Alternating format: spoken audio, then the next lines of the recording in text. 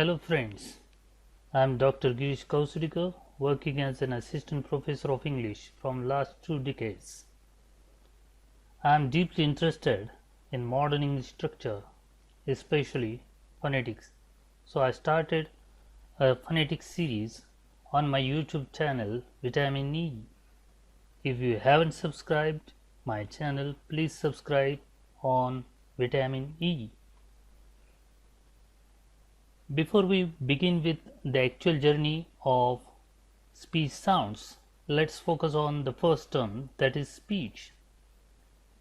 Speech is nothing but the ability to express thoughts and feelings by articulating sounds. You have to keep into mind articulating in the sense pronouncing the sounds which has got the social consent.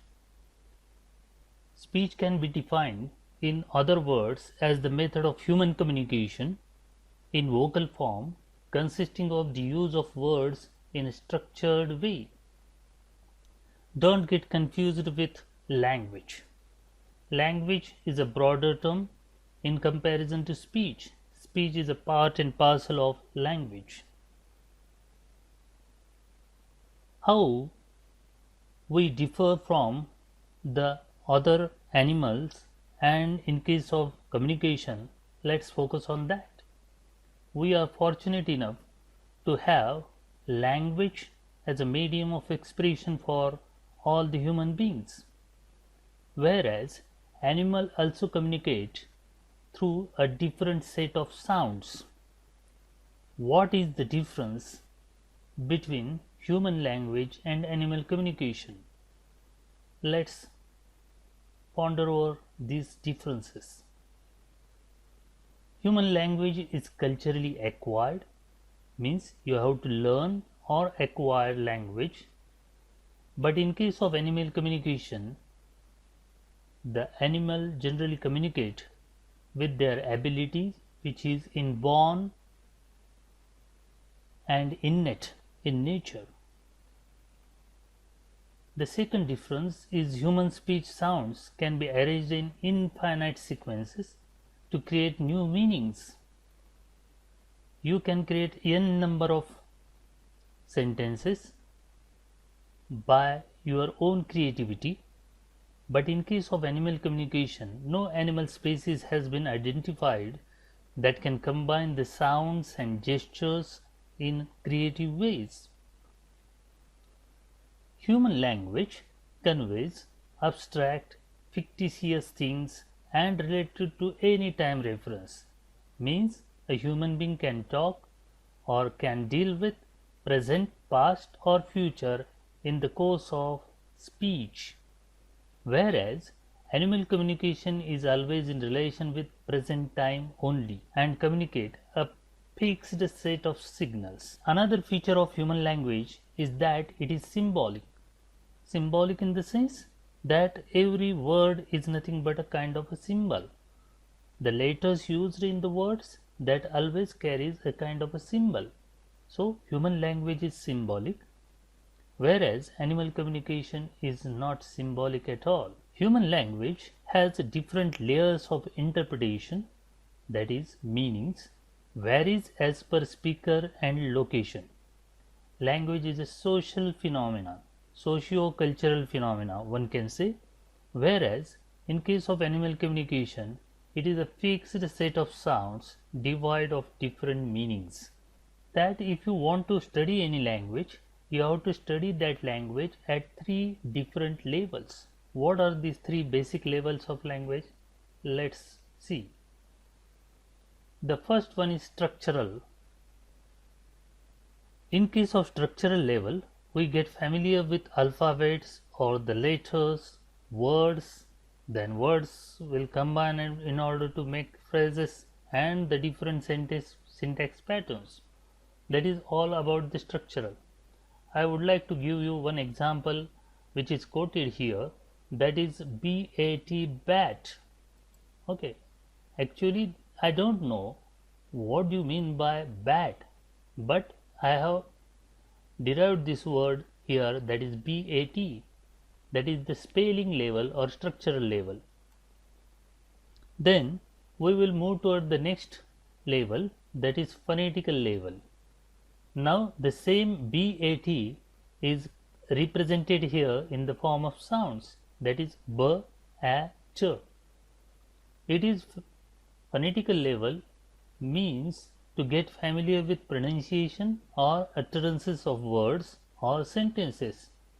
That is our main concern in case of modern English structure for this semester. The last but not the least is the semantical level. What do you mean by semantical level? Semantical level represents interpretation, meaning or comprehension level. Because I am familiar with the spelling, I am familiar now with the pronunciation, but what do you mean by bat? It is explained here as an instrument to play cricket. So if you want to study any language, you have to go through these three different levels of language. When we are dealing with speech sounds, there are three stages of studying any speech sounds. That is, the first one is articulatory, that is production. Articulatory phonetics is the branch of phonetics concerned with describing the speech sounds of the words, languages, in terms of their articulation, that is utterance, that is the movement or position of the vocal cord, vocal organs or articulators, which is commonly referred as organs of speech. The second one is acoustic, that is transmission stage, the branch of science dealing with the sounds of speech in terms of their frequency, duration and intensity. All these physical properties are discussed. And the last one, which is the real intention of any speech sound, that is auditory or reception.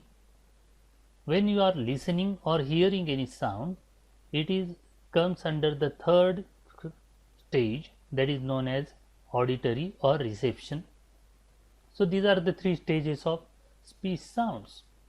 How to classify the different speech sounds? What is the basic criteria for classification of speech sounds? Let's see.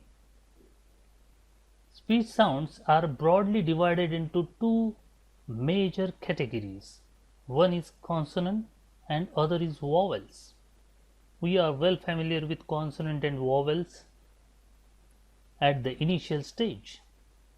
But on the basis of speech sounds, now we are dealing with phonetical level, so we can see that it is the result of constricting airflow. During the production of consonant, there is some kind of constricting airflow in the different locations in your mouth.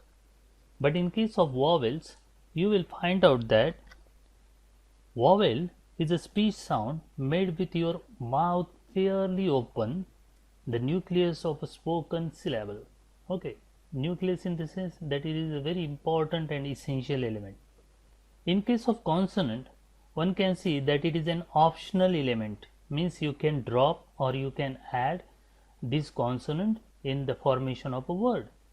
But in case of vowel, vowel cannot be dropped out. It is an integral and essential element in the formation of a word. At structural level, we have seen that there are 21 consonants out of 26 letters.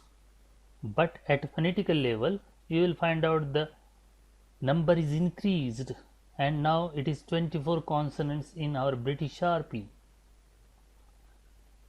If you look at vowels, then at structural level we have 5 vowels, that is A, E, I, O, U. But at phonetical level, it is increased by 4 times. Now we have 12 pure vowels and 8 diphthongs.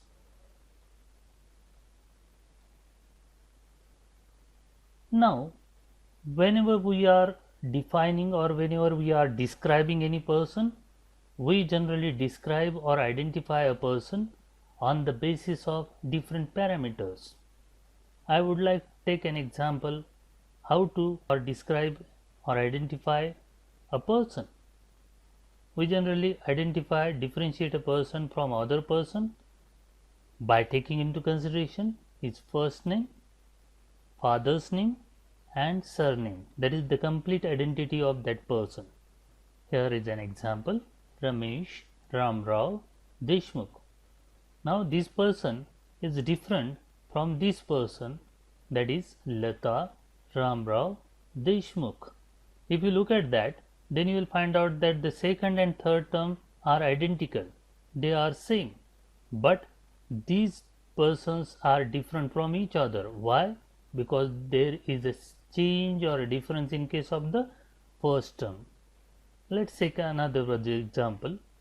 Here Lata Shamrao Deshmukh. Then you will find out that the first name and surname are identical, but in case of the second term there is a difference in case of the second term of identification. In the same manner, every sound, every speech sound has a different labeling. Just like we have first name, we have voiceless or voiced sounds. The second term is about place of articulation. The third one is manner of articulation. Voiceless and voiced, these are the terms attributed to vocal cords vibration. If they vibrate, then it is known as voice. If they don't vibrate, then it is known as a voiceless. Place of articulation is concerned with organs of speech involved in the production of a particular sound. And the last one, that is the manner of articulation, is a description about air release, how the air is released, the method of releasing air, whether it is oral sound, nasal sound, whether the air is released through friction or without friction or just like an explosion. So all this description comes under the third term, and all this description is known as nothing but the three-term labels, which is a very basic and foundation of phonetics course. So students, I hope that you like this video, and in the next video we will see what do you mean by three-term labels and how these three-term labels are to be memorized, because we have 24 consonant and 20 vowels. So we have to memorize 44 speech sounds. I will provide you easy tricks of memorizing these 44 speech sounds, and we will just concern and focus on the three-term labels in my next video. You can have this video on my YouTube channel very shortly on vitamin E. Thank you.